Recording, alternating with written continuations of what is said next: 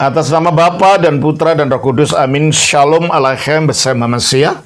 Selamat bertemu kembali saudara dengan saya, Episkop Daniel dari Nikopolis, pendiri dan pemimpin dari Gereja Ortodoks Indonesia. Kita akan melanjutkan acara kita, yaitu menjawab pertanyaan-pertanyaan yang saudara sudah kirim kepada saya.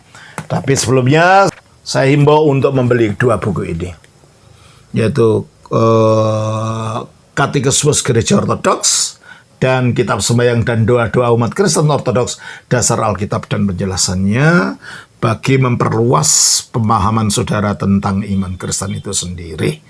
Terima kasih. Kali ini pertanyaan masih berasal dari Ibu Sylvia Puspitasari.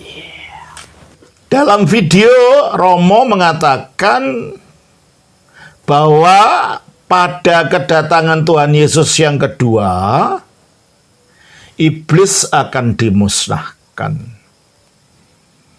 Apakah roh bisa musnah?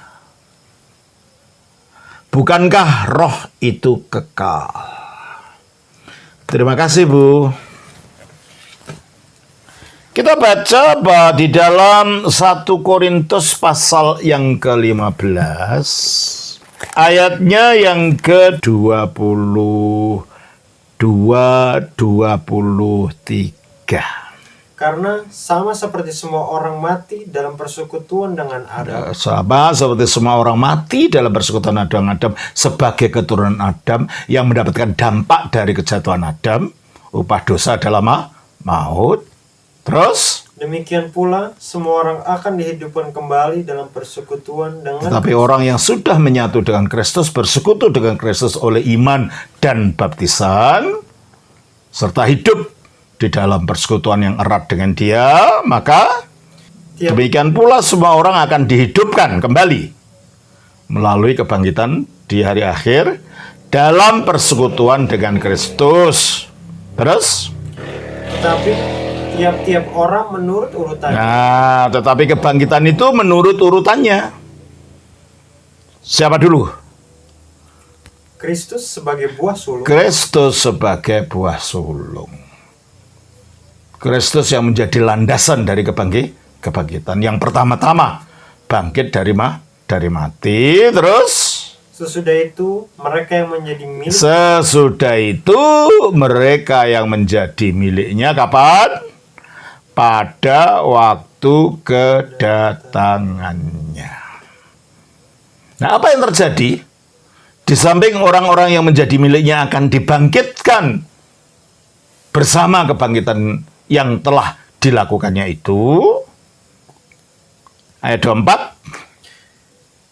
Kemudian tiba kesudahannya. Kesudahan apa? Kesudahan zaman ini, itulah akhir zaman, itulah hari kiamat. Ya. Kemudian tiba kesudahannya. Apa yang terjadi pada waktu kesudahan ini? Yaitu bila mana ia menyerahkan kerajaan kepada Allah. Ya, karena pada waktu Kristus bangkit, diberi segala kuasa di surga dan di bumi. Tujuannya apa? Tujuannya dengan kuasa yang dimiliki, dia dapat mengubah orang-orang miliknya menjadi serupa dengan dia di dalam kemuliaan. Kita baca dari Filipi 3, 20-21. Karena kewargaan kita adalah di dalam sorga. Dan dari situ juga kita menantikan Tuhan Yesus Kristus sebagai juru selamat yang akan mengubah tubuh kita. Yang akan mengubah tubuh kita ini, yang hina ini, sehingga serupa dengan tubuhnya yang mulia yang sekarang dimilikinya. Terus? Menurut kuasanya. Kuasa apa? Yang dapat menaklukkan segala kuasa yang dapat menaklukkan segala sesuatu kepada dirinya itu adalah kuasa di surga dan di bumi, kuasa sebagai raja, kuasa sebagai sang penguasa atau Tuhan. Nah, karena pada hari kebangkitan itu orang sudah selesai, kematian sudah tidak ada, orang sudah selesai dimuliakan, maka kuasa ini sudah tidak digunakan lagi, maka dikembalikan kepada Bapa. Jelas ya? Maka dikatakan di dalam ayat Korintus 15 ini, kemudian tiba kesudahannya, yaitu bila mana ia menyerahkan kerajaan, kuasa tadi, kepada Allah Bapa.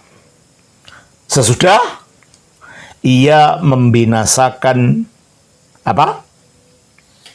Membinasakan Segala pemerintahan, kekuasaan, dan kekuatan. Siapa ini pemerintahan, kekuasaan, dan pemerintahan ini? Ya kuasa-kuasa jahat, iblis. Kita baca dari Efesus 6 ayat 12.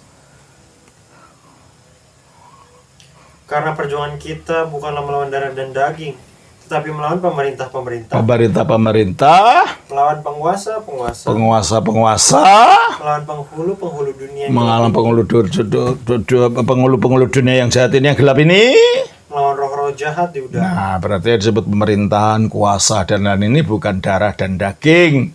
Ini adalah jenjang-jenjang di dalam alam iblis itu. Dimusnahkan. Nah, pertanyaan ibu, apakah roh bisa musnah? Tidak.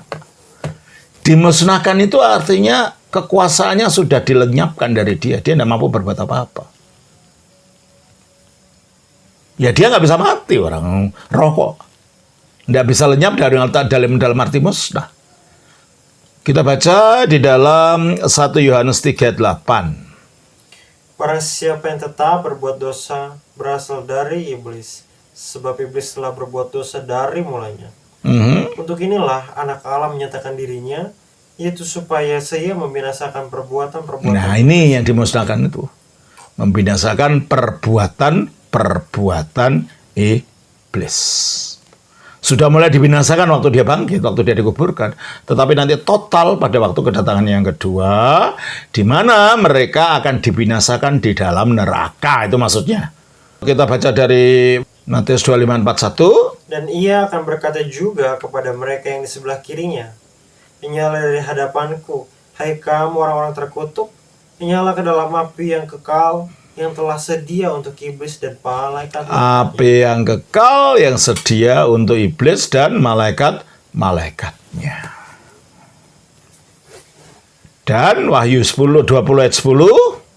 Dan iblis yang menyesatkan mereka dilemparkan ke dalam larutan api dan belerang, yaitu tempat binatang dan nabi palsu itu.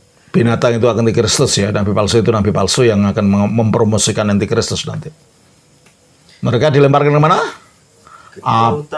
Lautan api dan belerang. Api yang menyala-nyala bersama apa? Iblis bersama malaikat-malaikatnya. Itulah artinya dimusnahkan itu. Mereka sudah tidak mampu berbuat apa-apa lagi. Manusia sudah dimuliakan. Mereka mau berbuat apa? Ya. Jadi itu Bu Sylvia arti daripada